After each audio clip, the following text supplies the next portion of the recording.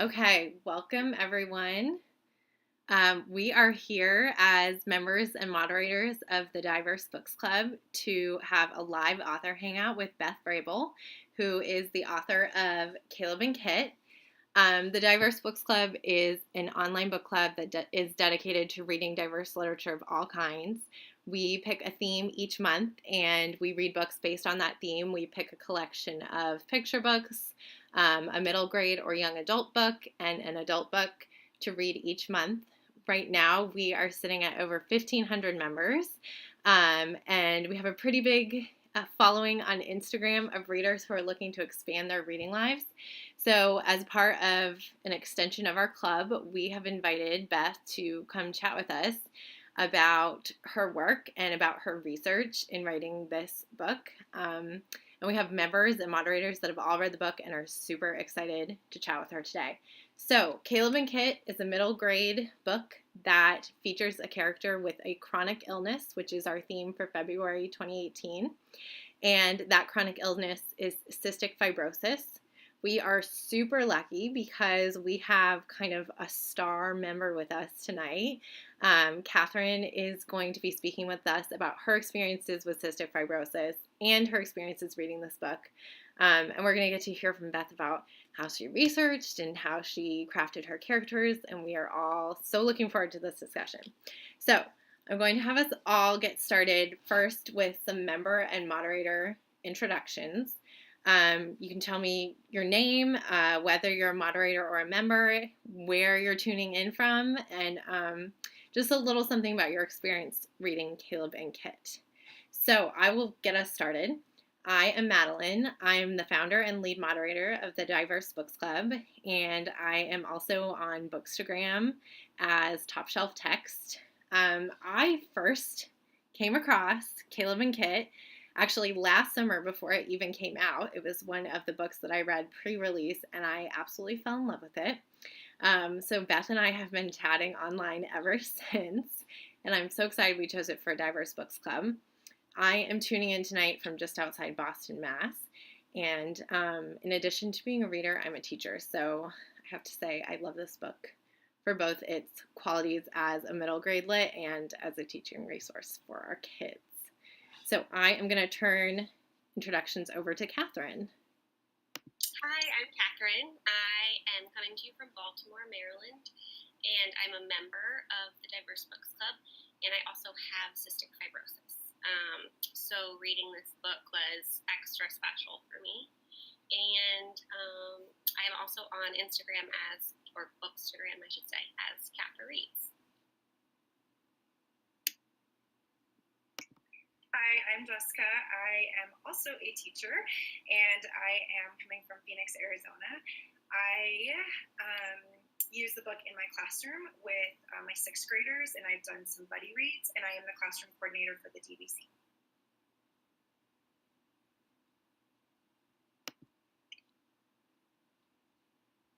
Is it my turn? Yeah. Okay, hey, I'm Laurie Purser. I'm coming from Birmingham, Alabama. I'm sorry my camera's not working. I do not know what's wrong with it. I am a elementary school librarian and actually middle school. We have pre-K through sixth grade, and I do book trailers and book talks just all the time with my kids to get them to read, and they have fallen in love with this book since I have read it. I have really talked it up with them, so they love this book, and also your newest one. So we love your books. Hey, I'm Sara. I'm a Kid Lit Moderator for DBC. I taught middle grade English for a number of years, and while I don't do that right now, I actually did Caleb and Kit as a read aloud with my son, who is 9, and we both just loved it. So I'm really excited to be here. Hi, I'm Tess, and I teach 4th grade language arts in San Antonio, Texas. I teach in a private school with 3 classes of 4th grade students, and once a month I run a book club. And I'm really excited to find out about this title because I think my students will have a big connection. I book talked it last week, and I haven't seen it since, so there's that.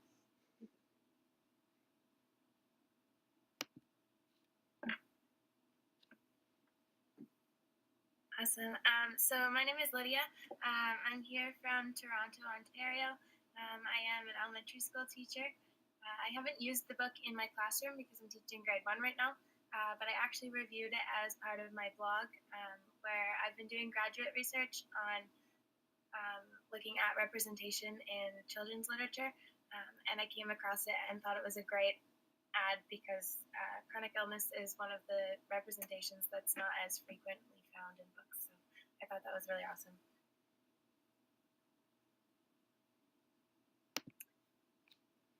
And hi, I'm Tracey, and I'm joining from Tuscaloosa, Alabama, and I'm a former K-12 teacher, and currently I'm a literacy teacher professional, and so I prepare teachers, and this is a great book that I cannot wait to share with my teachers, and hopefully they'll enjoy reading it. Hey guys, I'm Beth. I'm the writer for Caleb and Kid, and let me tell you, just hearing all of you talk about the book has pretty much made this the greatest day ever for my whole life. So thank you very, very much. This past month, being part of Diverse Books Club has just been an amazing experience.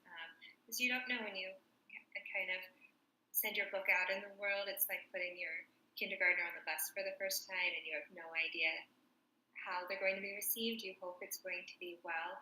And so hearing that you've connected with Caleb and you've connected with Kid, it's been really wonderful. I'm super excited to talk with all of you.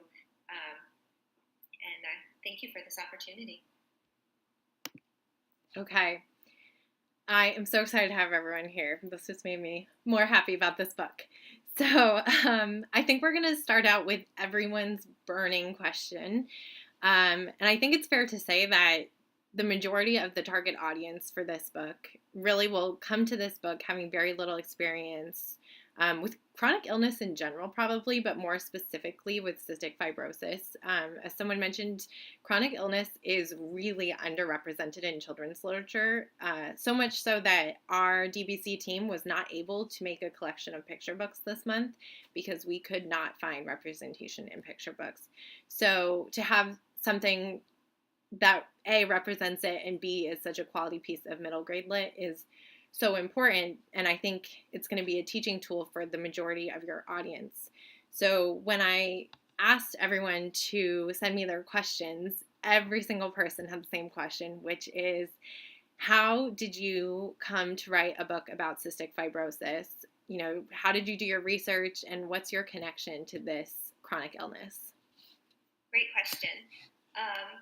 For me, really, I did not set out to write a book about cystic fibrosis, and in fact, I don't think I did. I think I wrote a book about a boy who happens to have cystic fibrosis. The draw to that for me was I'm familiar as a parent of a child who lives with a disability that kids face challenges. Sometimes they're even born with challenges. Those challenges do not define them. Those challenges are not their story, but they are something that they must accommodate. And they have a lot to teach us about accommodating different challenges that they face in their life. Why cystic fibrosis specifically? Well, when my son was about 2 and a half, about 2 or 3, he was tested for cystic fibrosis. The process, and Catherine, you can talk about this too. I'm not sure how things were for you when you were tested, but when Benny was tested, we were told to, at this point he had a battery of tests to find out why he was continually having breathing issues. Spoiler alert, it was not cystic fibrosis, it was asthma, but he still needed to be tested for all of these different things. And when they told us to come to the hospital, it was spring, it was warm, but they said to bring a snowsuit, to bring a hat, to bring blankets, and they put us in a room and we bundled him up. They had a coiled catheter in his arm to collect his sweat and to test his sweat for signs of cystic fibrosis. It just baffled my mind that this was an illness I never heard about before then. And I was a journalist at the time, so I did a lot of research, even though they say don't research things when your kids are being tested. Of course, I WebMD'd the heck out of that. And from that moment on, cystic fibrosis was kind of in my periphery. Like when you know about something, you hear about it more. It's something you think about more often. And it was something that I thought about a lot, especially as time went on, and a friend of mine's son was born with cystic fibrosis as well. So when I set out to write Caleb and Kit, I wanted it to be a story about friendship, about having to break up with a friend. But it was also very important to me, like I said, that the character face another challenge. And I leaned into that background knowledge that I thought I had on cystic fibrosis to draft a proposal. But when it actually became time to write the story, I realized that this knowledge that I thought I had about cystic fibrosis was not nearly enough to encapsulate the experience of having this illness. My research had only just begun. The research for this book was more intense than anything else I've ever done, and more rewarding than anything else I'd ever done. I warned you. I babble. That's totally fine. I think that that's so interesting, that it's something that you had a slight experience with, but just like dipping your toe in the water. What I'd like to do is hear a little bit from Catherine, who actually has cystic fibrosis, about her experience. And I'll tell you that when I first read this book, I actually reached out to Catherine. We were already friends at that time from being both on Bookstagram together, to say, because Catherine is so vocal, she's such a good advocate for research and for awareness for CF, just to say like, hey, this book has a character with it. But I was nervous recommending it to her because I didn't know if it was going to be a good representation. I couldn't tell that myself. So I'd love to hear a little bit about Catherine's experience first with cystic fibrosis, and also just as a reader with this particular book. Sure. So first, Beth, your research paid off. I mean, it's obvious that you did a lot of work to learn about CF, because it's the most accurate thing I've ever read. And there's not a whole lot out there, like we've all said, with chronic representation of chronic illness, but certainly not cystic fibrosis. I mean, it's a population of 30,000 people in the United States. So when it comes to my diagnosis, I had a little bit of a different road. I wasn't diagnosed until I was 16. But it was the same test. It was the sweat test. So they make you, I didn't have to wear a snowsuit, but they did wrap my arms and stuff that made me sweat, and then they collected it and tested it. And that took place after about 2 years of just constant sickness and 4 bouts of pneumonia. And kind of like everyone was throwing their hands up in the air, like, I don't know what else this could be, so let's just try this. My parents had never heard about it before. And I think it just kind of blew us all away. No one expects to get a diagnosis like that, particularly when you're 16. And I was more concerned about like prom and what college I was going to go to. And all of a sudden I had this literal death sentence. And so I think what's been most difficult for me is feeling like people can understand what this is like. It's a really difficult disease. It's an invisible disease. I think most people look at me and would have no idea that technically my life expectancy is like 41. I'm 33 right now, and that number definitely haunts me. And as I've gotten older, it's become only more and more important to raise awareness for research, but also raise awareness to show that people with CF are just people like everybody else. And we have families and friends and coworkers and full lives. And it takes a lot of work to lead those lives. And that's hard to know. And I feel like reading Caleb and Kit, while I had CF at his age, but I didn't know I did. I wasn't living a life with CF then. I still related to him immensely, and I love this book so much because I think it not only is going to resonate with the community itself, both parents of people with CF, but people who have CF of all ages. It also just gives a really good picture of what life with this disease is like without kind of making it this entirely tragic thing. You know, Caleb is just another kid. And that's what I love so much about this, is it, like you said, it wasn't a book about cystic fibrosis. It was a book about a kid who just happened to have it. So I think that was my favorite thing about it. That means so much to me. It really does, dude. And I have to tell you, like, I knew you were going to review it, and I knew that your take, your review, was going to be just confirmation about whether I had done enough research, whether I had done what I set out to do. So I can't tell you enough how thankful I am that you took the time to read it and that it connected with you. Thank you for writing it, really. I mean, it's huge. Like, I pulled it out this morning to look through kind of my notes, and I was like, oh, I didn't, like, mark a single thing at all. So it clearly got forward. Thank you. Okay. I'm like tearing up a little bit. It's fine. Everyone's fine. Okay, we had a really great question from Tracey that I think, for all of us as advocates and teachers and parents, I think this is on our mind as well. So Tracey, you want to go ahead? Yeah, so a couple of people have mentioned this already, but especially I try to read a lot of YA and middle grade books because I said I'm a literacy teacher professional, so I want to recommend books to teachers. And in the last 5 years or so, I've seen a real uptake in the books that have addressed mental illness, and I found that really fascinating. But I haven't found books that really address chronic illness, and this is one of the first. So my question is kind of two-part, but first, why do you think that is? Why do you think we're really seeing mental illness represented but not chronic illness? And do you have any other books you'd recommend that deal with chronic illness? Those are great questions.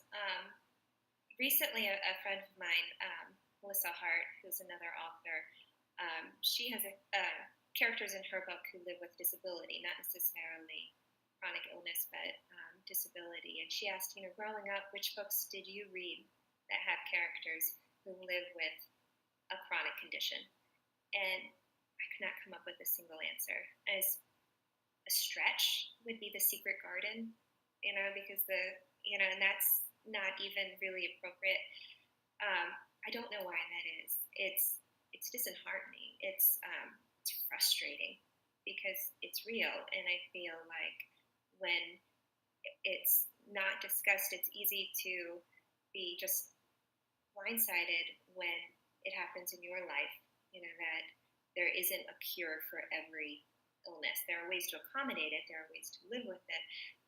There are ways to embrace it and use it in many ways as an empowering thing in your life. But to have it just not represented at all in children's literature is very frustrating.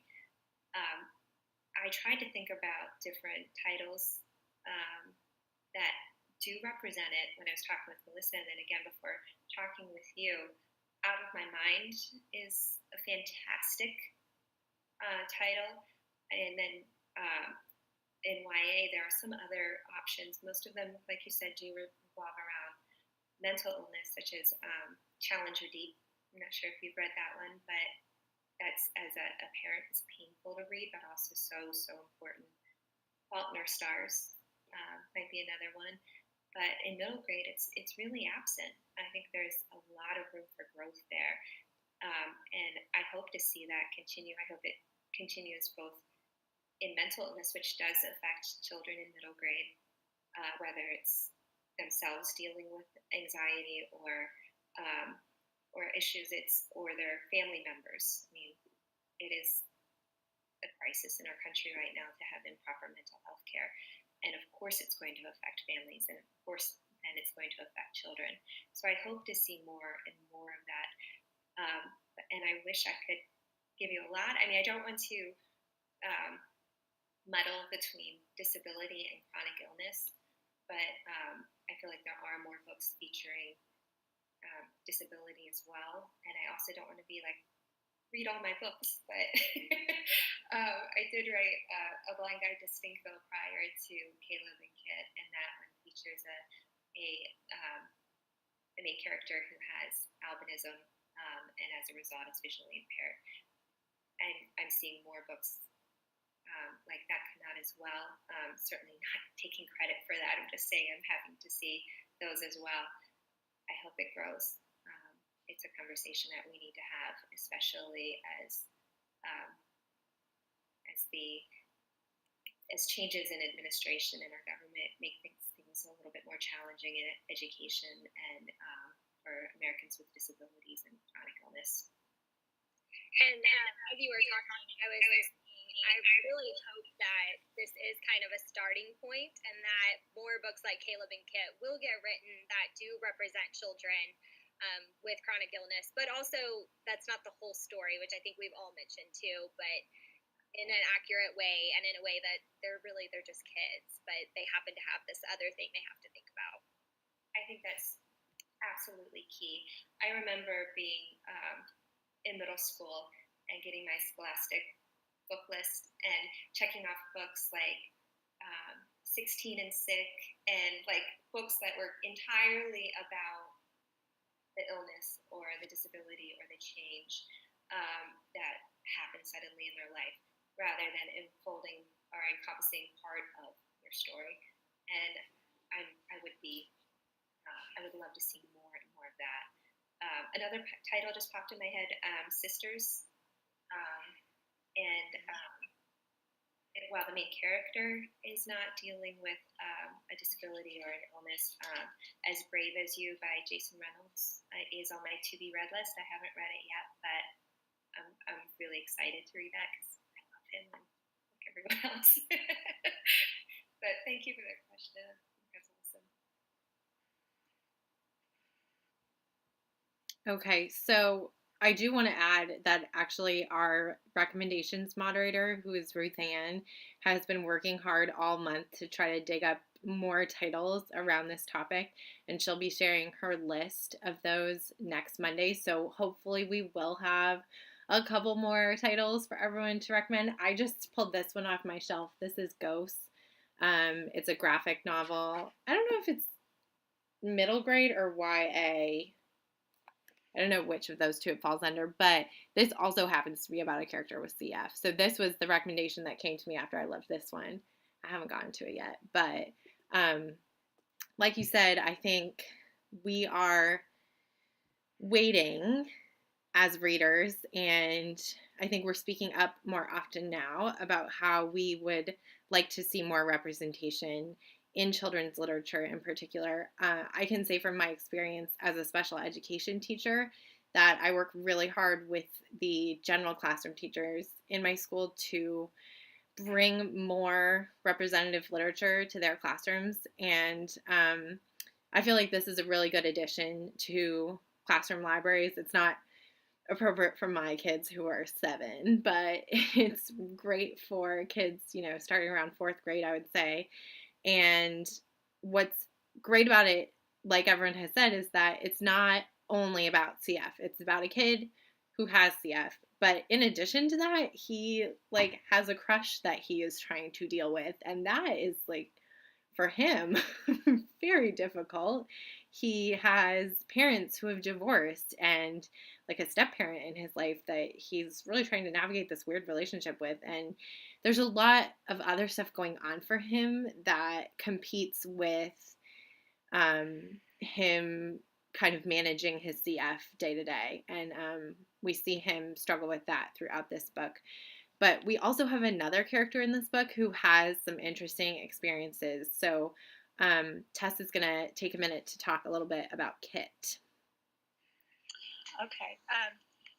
Thank you. Before I ask you the question that I had in my mind about Kit, though, I was thinking of another topic or another title that popped into my head, which is The Insignificant Life of a Cactus. Have you heard of that book, or have you read it? I cannot wait to read that book. I haven't read it myself, but I've heard a lot of buzz about it. I've been writing a lot, which impedes in my reading time, but that is on my list of books to check out. The premise just seems amazing. It is. The author was one of the ones who Skyped with our kids a couple months ago, and for some reason it just slipped my mind. But when you were talking about other titles that might lead into what you had written, it doesn't deal with CF, but it does deal with a student with a definite challenge, and then she has a friend who also has a definite challenge. So I think it's really it's nice to see these titles starting to make their way into mainstream. My question to you about the book, though, was about Kit, because as an adult reader, you always think, oh, I know where this is going to go. And, you know, it's always surprising to the kids, but 9 times out of 10, I'm usually right. And I was completely off base with her. So I was wondering if you could talk to me or us about your thought process as you were writing about her, or did I know some authors plan out what they're going to write, or sometimes it just comes to them as they write. But her storyline really was very surprising to me. I'm definitely a plotter. I plan out all of my details, and then almost always my characters go in different directions, which is awesome. Then they begin to tell the story instead of me directing it. And that was definitely the case with Kit.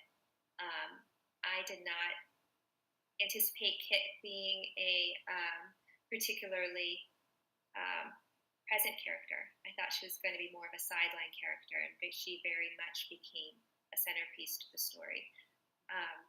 And I did not expect my heart to go out to Kit as much as it did.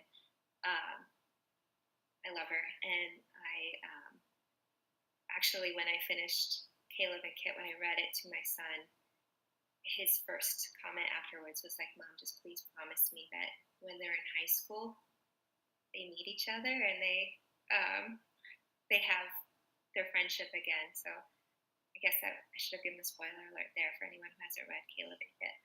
But I set out to write Kit not entirely sure, despite being a plotter, not entirely sure yet whether she was in fact magical. I toyed with that idea a lot, about having her have through and through magic in her life. In the end, I realized that a lot of what makes Kit is reaching her own conclusions from information. Caleb, he knows all about cystic fibrosis. He knows why he has to do his treatments. He might not want to. He might buck up against the demands, but he knows why they're important. Kit isn't told anything. She doesn't know why her mom behaves the way that she does. She doesn't know why she's left on her own. She buys into this fantasy that I think her well-meaning grandmother introduced as a way to soften, to cushion the reality. And I think that's a mistake that well-meaning adults do all the time to children. We try to soften the reality of their lives, of what's going on, and we give them not necessarily false information, but wishful information. And then we forget how much kids, their lives are smaller than ours. Their worlds are smaller. Their lives are not. Their worlds are smaller. And as a result of that, anything that happens to them is going to be their responsibility, their fault in their mind. So if we don't give them all the information that they need, they're going to make themselves centerpiece to what needs to happen. And that's exactly what happens to Kit. She takes on this enormous issue of her own well-being because of her mother, and that drove her story more than anything. I think she's probably the bravest character I've ever written, the most determined, in a lot of ways the most pure, but she did not turn out the way that I had set to make her. I rambled a lot there, Tess. I'm sorry. No, I appreciate it. Thank you so much.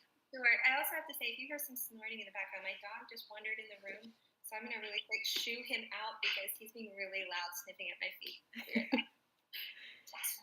Okay, so we're doing really good on time. We have one more question left, and then I'd like to open the floor to anyone that would like to talk about their general reading experience, or actually we have two more questions left.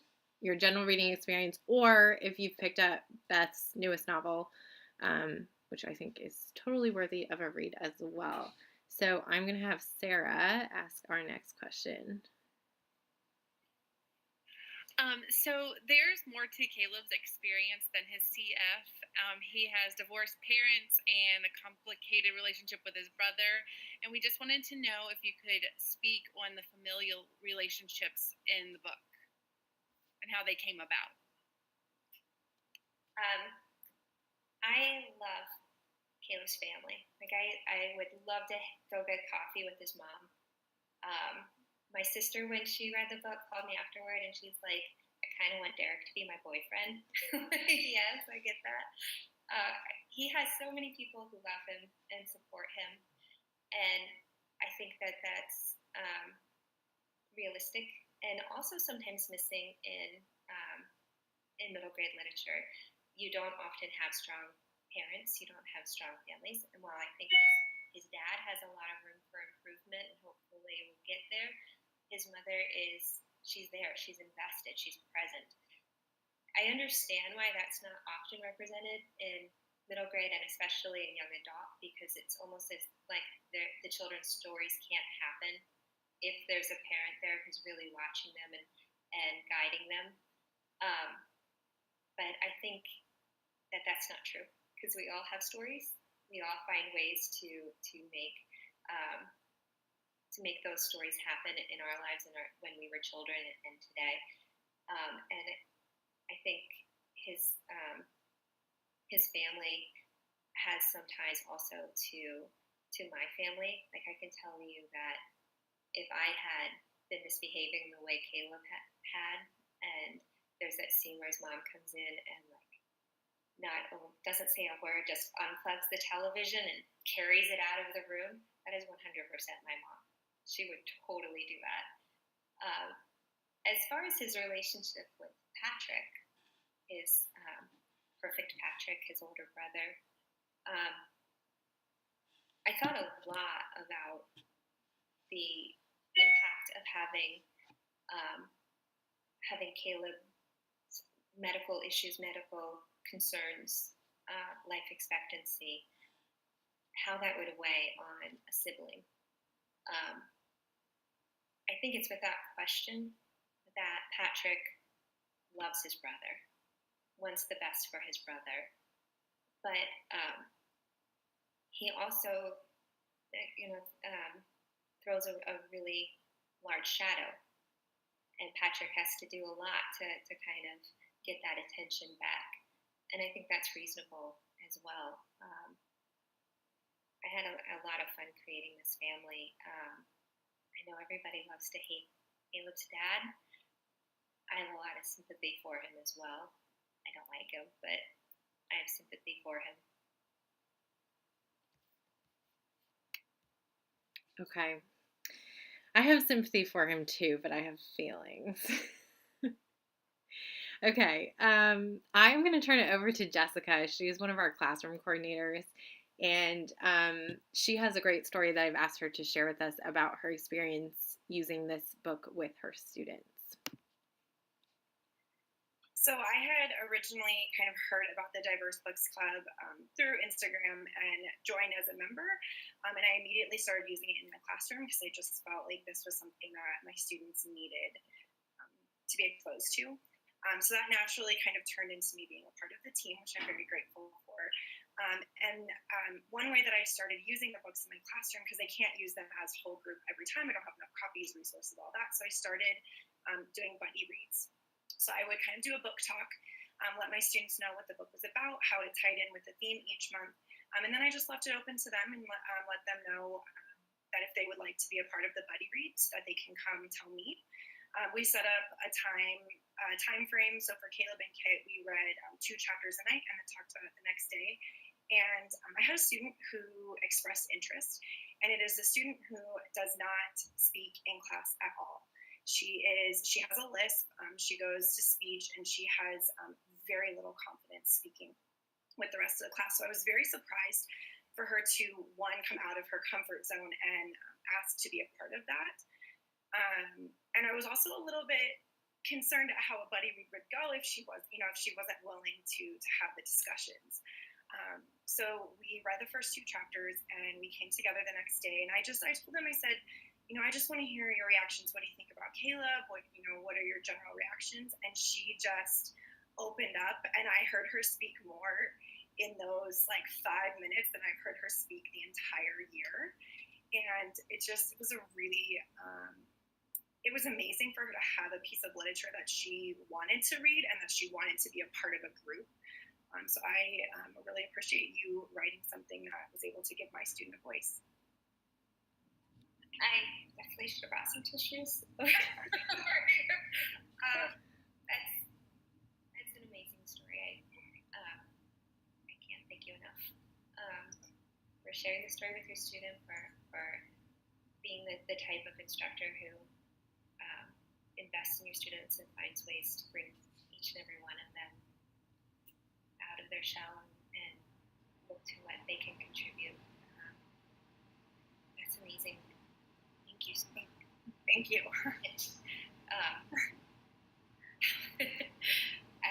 I'm overwhelmed. It has definitely been the highlight of my year, and probably one of the highlights of just teaching. It was a really special moment. I had not been able to reach her with anything else, and so that was really amazing. Definitely a highlight of my life as well. And if she ever has stories that she wants to send my way, I would love to contact her. And awesome. I'm kind of thinking, gosh, why didn't I ask her what questions she had? So I might be contacting you on Instagram. I would thank you. Awesome. Thank you. I feel like that's really what it's all about.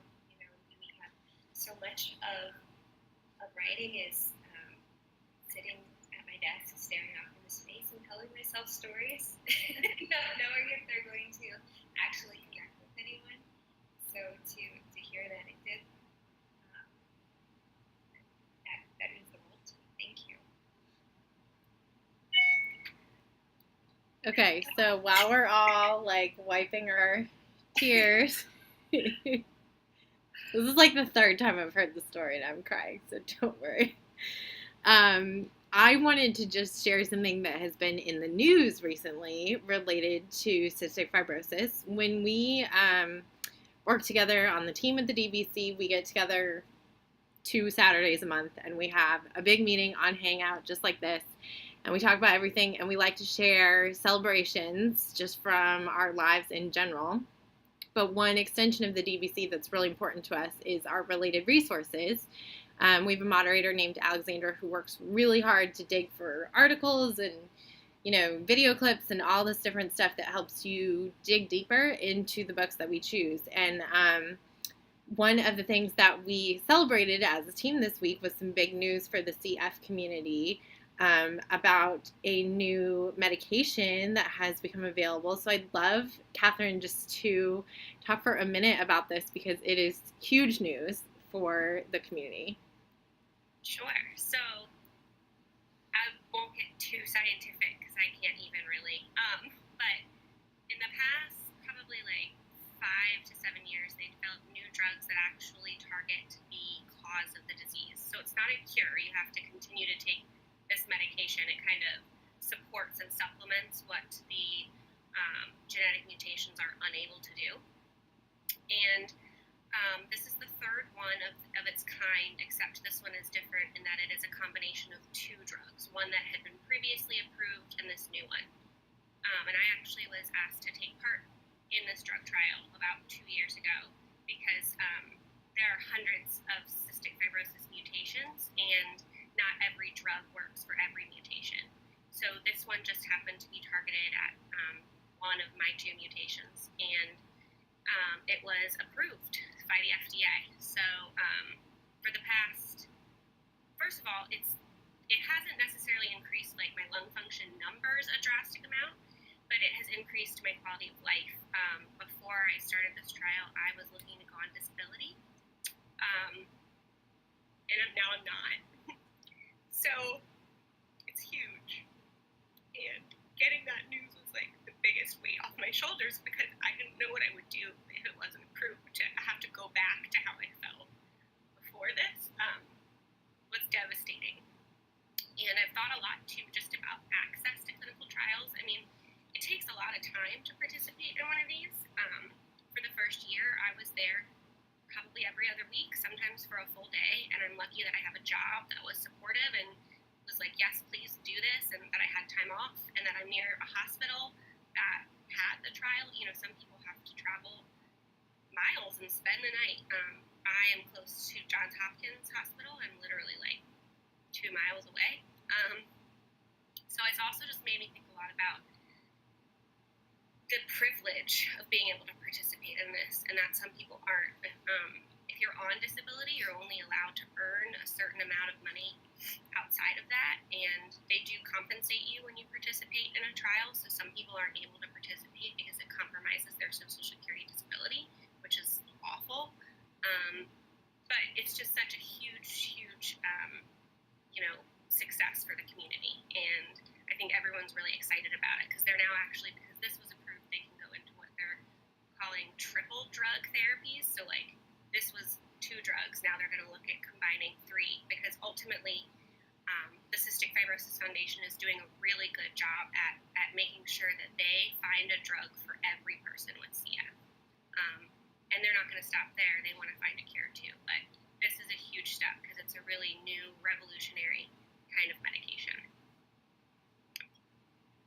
That is so amazing. I'm thrilled for you. And from the moment that I started writing Caleb and Kit, my biggest wish is that it'll very, very soon be shelved in the historical fiction section. That the amount that of research potential with this illness is tremendous, and the hope right now is so huge. I mean, I think one of the things I also try to stress to people is because this is considered an orphan disease, there is no federal funding. So all funding toward research and any sort of improvements with quality of life is all through organizations like the Cystic Fibrosis Foundation. And they're doing really, really amazing work. But it can be hard when you're looking at a disease that so many people have never even heard of before. Right. When I was writing Caleb and Kit, I interviewed a lot of people who have cystic fibrosis, became very close friends with many people. And it's interesting because usually, like, the more you get to know your character and the aspects about your character, I like to know everything, like down to what's in my character's pocket before I ever open the Word document and begin to write. The more I found out about Caleb and what his life entails with the treatments, the amount of time, the worries, the concerns that he would have, the harder he became to write, because I didn't want him to have to deal with this. I didn't want this to be his reality. Luckily, I have a friend who kind of kicked me in the butt about that. It was like, that's more reason for you to move forward and to get past that and have him just be a kid with hopes and dreams and hope more than anything. And I'm so excited for you. And I'm so excited for what's on the horizon for everybody who lives with CF. And I'm going to need more tissues. So I'm very excited. It's very promising. So, particularly for kids being born with cystic fibrosis today, yes, a lot more to hope for. Yes. Than people did, 20, 30, 40 years ago. Pretty amazing when you think back at how even somebody my age who was born with CF, what stats they had in their head that they lived with versus what someone today who was born with CF has. it's amazing. It's amazing what can happen when there's a spotlight on an issue and there's attention drawn to it and investment. So yeah, it is really incredible. I mean, 30 years ago, the life expectancy was like 25. Yeah. Oh, that's awesome. I'm so excited for you. All right. So what we'll do, in case anyone's interested in learning a little bit more about that, Catherine has some really great connections to advocacy groups and fundraising groups for CF. So we'll include that in our little caption section of our video, along with a link to donate for those who are interested in that as well. Before we start to wrap up here, I would love to just take a couple minutes to talk about Beth's other book. I know we're not here necessarily about her new book, but I feel like since the Diverse Books Club is really dedicated to diverse literature of all kinds on all sorts of themes and topics, I would like to just highlight this because I feel like it is a great pick for anyone who is looking to expand their middle grade reading life. So I have it right here. Ta-da! So this is an advanced copy. The finished copy is like nice and pretty, you know. But this book, it's called Bringing Me Back, and it features a character who is in middle school, which I feel like, I don't know if this is just the specific middle grade that I read to, but I feel like my middle grade books are always like capped at 6th grade. So, and it really does, it kind of like strays into the YA territory because it's got some hard stuff in it. But it's about a character who lives in a low-income area who has some pretty hard life experiences. He has a mother who struggles with alcohol addiction, and he is having some social struggles at school as a result of a decision that his mother made with alcohol. So there's a storyline in this book where this child is dealing with his reaction to and his anger and his sadness about his mother's decision.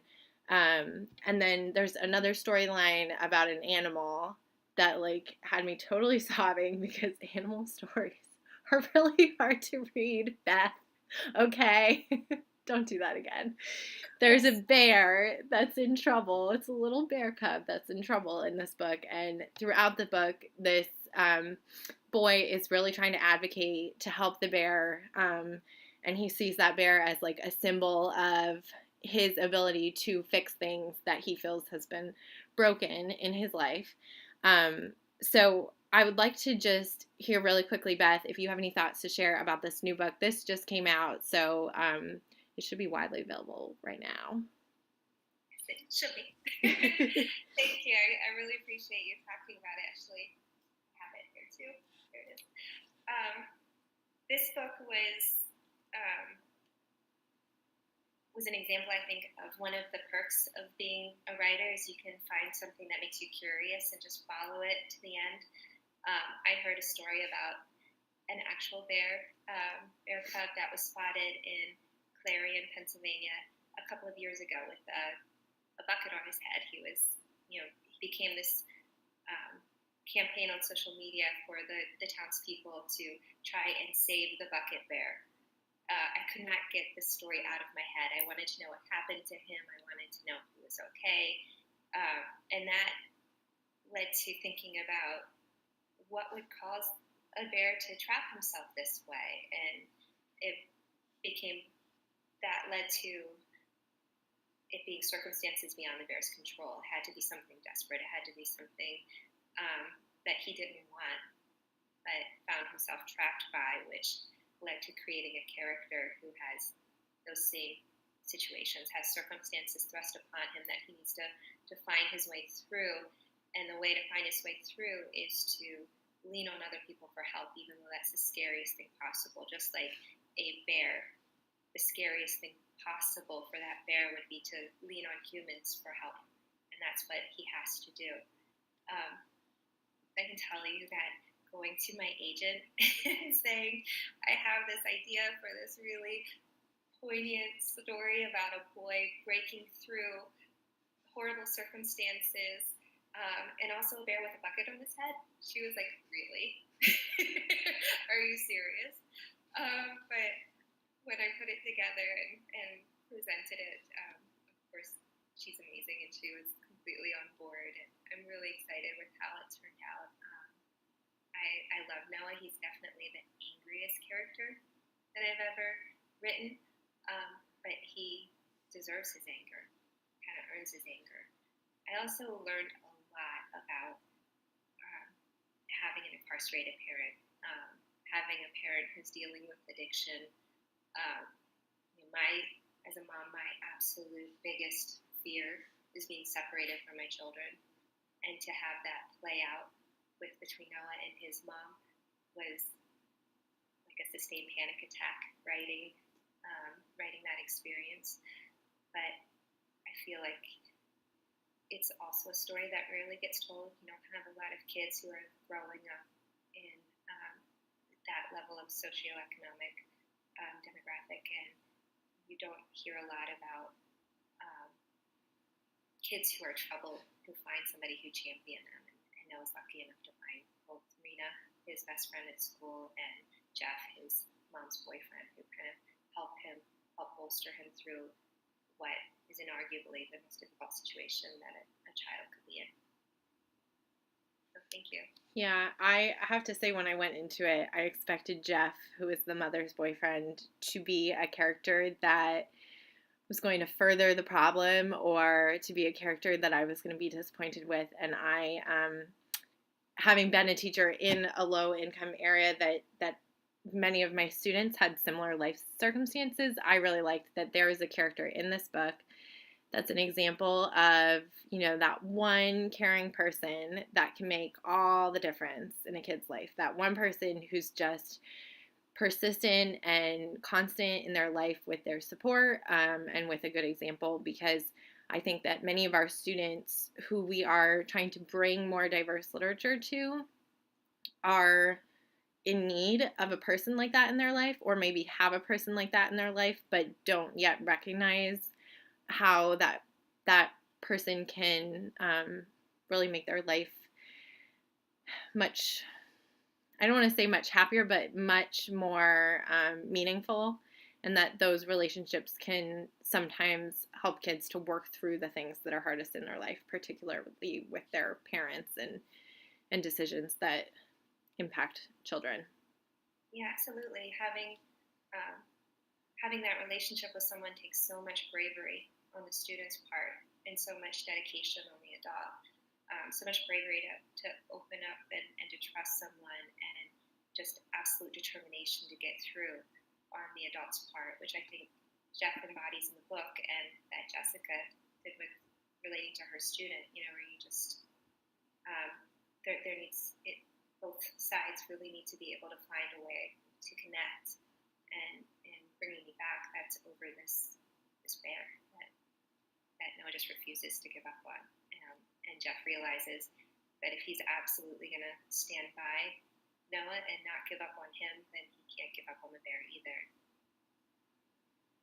Well, thank you for writing really good, diverse kid lit.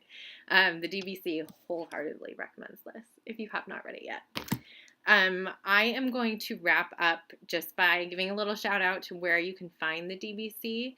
And then Beth, I'll let you tell us where we can find you. And we'll have links to everyone's Instagram in our little, I don't know what to call it, like the little caption part of the video. But the DBC, you can find us on Instagram at Diverse Books Club. You can find us on Twitter at Diverse Book Club. And then our discussions are held online on Goodreads, and anyone is welcome to join. We pick one theme per month. Next month, we are reading about women in science, which is going to be a fabulous month of reading for us. We are super excited. And we, welcome any and all members. And we're so grateful to have author participation. We only launched in September of 2017. So the fact that we've had multiple authors who've been willing to work with us is just fabulous. Because I think it's really fun when we all get together to talk about the literature that's making a difference in our lives. So Beth, tell us a little bit about where readers can find you. Thank you so much. This whole month has just been absolutely amazing, and I'm so grateful to you and all of the other moderators for shining a light, not just on Caleb and Kit, but on other books that people hopefully will enjoy reading and spur conversations. I am on Instagram at author Beth Vrabel. BethVrabel.com is my website. I'm on Facebook as Beth Vrabel, author, I think, and Twitter as Beth_Vrabel. There is another Beth Vrabel on Twitter, and I think she probably gets a little tired of getting tagged on things, so that underscore is kind of important. I would love to hear from any of you guys. I know that there are a lot of educators involved. One of my favorite things to do is Skyping with classrooms, so please keep me in mind if that's something that could happen in your classrooms. And thank you again. This has been just an absolute dream. Okay, I'm going to have everyone wave goodbye, and I'm going to stop our video here.